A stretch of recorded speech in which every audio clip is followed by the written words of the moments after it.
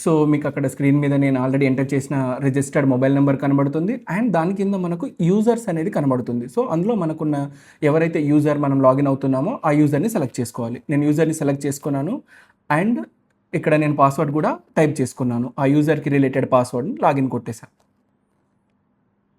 So మనం ఇలా మనకిచ్చినటువంటి మొబైల్ నెంబర్ అండ్ దానికి రిలేటెడ్ పాస్వర్డ్ తోటి యూజర్ని సెలెక్ట్ చేసుకొని పాస్వర్డ్ కనుక టైప్ చేస్తే మనం ఈజీగా లాగిన్ అయిపోవచ్చు.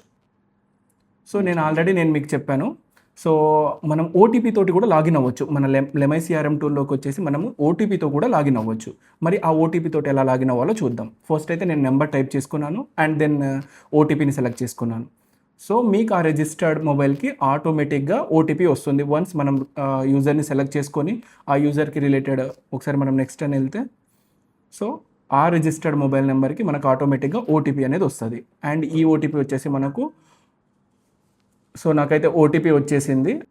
చూసారు కదా, నేనైతే ఓటీపీని ఎంటర్ చేశాను అండ్ ఈ ఓటీపీ వచ్చేసి మనకు వితిన్ ద 3 minutes లోపే మనం ఎక్స్పైరీ అయిపోతుంది కాబట్టి వెంటనే టైప్ చేసుకోవాలి అండ్ సబ్మిట్ చేసేసామనుకోండి ఇలా సబ్మిట్ అయిపోతుంది. లేదు మీరు ఓటీపీ ఎక్స్పైర్ అయిపోతే రీసెండ్ అనే ఆప్షన్ ఉంది దాని పక్కనే. సో మీరు అది యూజ్ చేసుకొని లాగిన్ అయిపోవచ్చు. సో లాగిన్ అవ్వగానే ఇగో మనకి ఇలా ఇంటర్ఫేస్ వస్తుంది.